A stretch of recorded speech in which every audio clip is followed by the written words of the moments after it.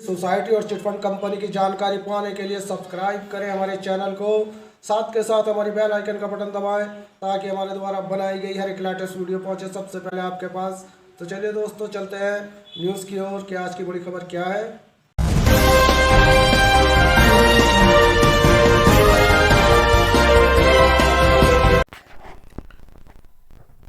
PSL India limited के पीड़ित निवेशकों को बहुत ही चौंकाने और डराने वाली ये सेबी की अपडेट है।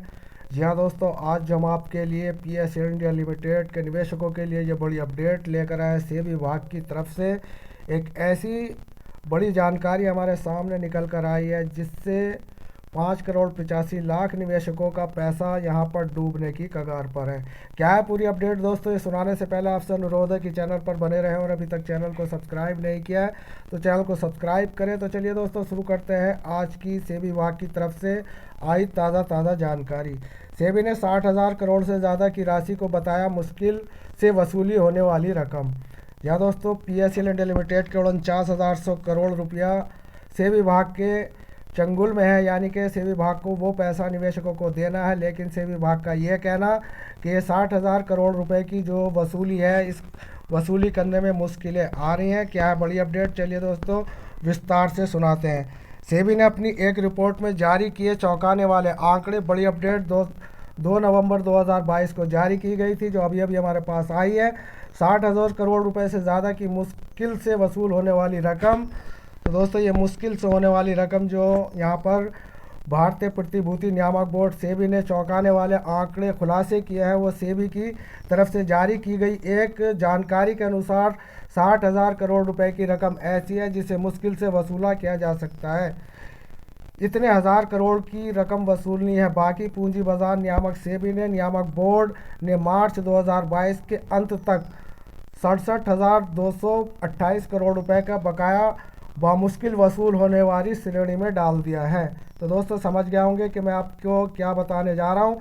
यहाँ पर 67,000 करोड़ रुपए की जो वसूली है वो नहीं हो पाने से उसे मुश्किल वसूली की श्रेणी में डाल दिया है। सेबी की वार्षिक रिपोर्ट 2021-2022 में बताया गया कि कुल मिलाकर नियामक की 96,606 करोड़ रुपए की राशि को विभिन्न कंपनियों से वसूला जाना है। यानी कि अभी तक जो वसूली की गई है वो ऊँट के मुंह में जीरे के समान की गई है, जो निवेशकों तक पहुंचाई गई है। यानी कि 60,000 करोड़ रुपए में से 4 करोड़ रुपए ही पीएसएल निवेशकों तक सेबी ने पहुंचाए, जो प्रोसीजर सेबी विभाग ने चालू किया था। और अब सेबी विभाग का ये जो हमारे सामने बयान निकल कर आया बहुत चौंकाने वाला है। और ये चौंकाने वाला इसलिए है क्योंकि यहाँ पर गरीब निवेशकों का 49,000 करोड़ से रुपया जो इस वक्त सेबी विभाग लेकर बैठा है। और इस वक्त यहाँ पर गैर जिम्मेदार जो बयान हमारे सामने निकल कर आया दोस्तों, ये बहुत ही चौंकाने वाला है। और इसमें कई कंपनियों का जुर्माना भी यहाँ पर है जो अभी तक अदा नहीं किया गया है। और पूरी जानकारी यह है कि इन कंपनियों में जुर्माना अभी तक अदा नहीं कर पाई है। साथ ही कई ऐसे भी जिन्होंने अभी तक शुल्क का भुगतान भी नहीं किया है और उन्हें निवेशकों का धन वापस करने में सेबी के निर्देश का पालन नहीं किया है। सेबी ने कहा कि 96,606 करोड़ रुपए से 95% यानी कि 63,206 करोड़ रुपए सामूहिक निवेश योजना CSI से संबंधित है। और पीएसएल इंडिया लिमिटेड और सहारा समूह की कंपनी सहारा इंडिया कमर्शियल कॉरपोरेशन लिमिटेड से सार्वजनिक निर्गमों से संबंधित है। दोस्तों, आपकी समझ में आ रहा होगा कि मैं क्या कहना चाह रहा हूँ कि यहाँ पर सेबी ने अपनी रिपोर्ट में क्या कहा है। वही कुल राशि 70% यानी कि 96.106 करोड़ रुपए के मामले में विभिन्न अदालतों और अदालतों द्वारा नियुक्त समितियों के समक्ष है। और अपनी वार्षिक रिपोर्ट में सेबी ने कहा कि 67,228 करोड़ रुपए के बकाये की वसूली करना मुश्किल है। इस श्रेणी में बकाया तो तभी डाला जाता है जब वसूली के सभी तौर तरीके अपनाने के बावजूद भी राशि को वापस नहीं किया जा सका हो। इसके अलावा सेबी ने 2021-2022 के दौरान की जांच के दौरान प्रतिभूतियां उनके नियमों का उल्लंघन करने से संबंधित 59 मामले अपने हाथ में लिए।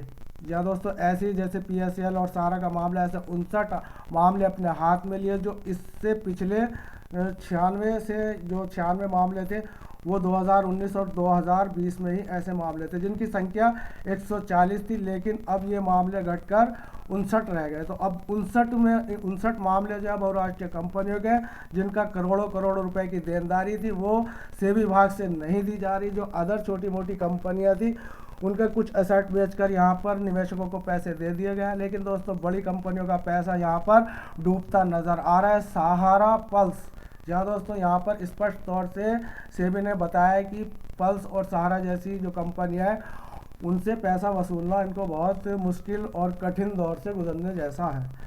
तो अब आप समझ गए होंगे कि यहाँ पर क्या मामला चल रहा है। जो निवेशकों के साथ ये शोषण चल रहा था 10 साल से, और वो शोषण भी ख़त्म हुआ और क्लियर कट यहाँ पर सेबी ने कह दिया है कि हमारे बस की बात नहीं। अब दोस्तों, ये पैसा स्वाभाविक है कि डूब गया, और इसकी अपडेट हम आपके लिए इसलिए लाए ताकि आपको तसल्ली हो जाए। अपने दिल को इस बात को थाम के रखो कि अब पैसा शायद ही मिले, क्योंकि यहाँ पर जो इस वक्त रिपोर्ट के आंकड़े हमारे सामने आए, सेबी के स्पष्ट तौर से दर्शाते हैं कि 1 दशक के बाद जो रिपोर्ट सेबी ने अपनी भेजी है, ये गैर जिम्मेदारा रिपोर्ट है, और हम इसकी ताड़ना करते हैं। और इसके लिए हम जो है कानूनी तौर से इसका जो है हम बहिष्कार करेंगे, क्योंकि यहाँ पर सेबी विभाग ने जिस तरीके से ये यहाँ पर अपडेट दी है, ये निवेशकों के हितों में नहीं है। और प्रधानमंत्री और जितने भी ये मंत्री हैं, इनसे हम गुहार लगाएंगे और देखेंगे कि कैसे ये सेबी विभाग इतना पैसा लेकर बैठ जाएगी या डकार जाएगी, ये संभव नहीं है। तो दोस्तों, आपसे अनुरोध है, संगठित रहें, संगठित होकर अपनी आवाज़ को बुलंद करें। सेबी विभाग के जितने ऑफिस हैं उन पर धरना करें। एक बार फिर से हमें संगठित होना होगा, क्योंकि यहाँ पर 49,000 करोड़ रुपया हम गरीबों का लूटने की कगार पर है, और हमें संगठित होकर जंतर मंतर पर एक बार फिर से भव्य धरना देना होगा। तो दोस्तों, मिलता है फिर किसी नेक्स्ट न्यू अपडेट में कुछ अच्छी जानकारी के साथ। धन्यवाद। जय हिंद, जय भारत।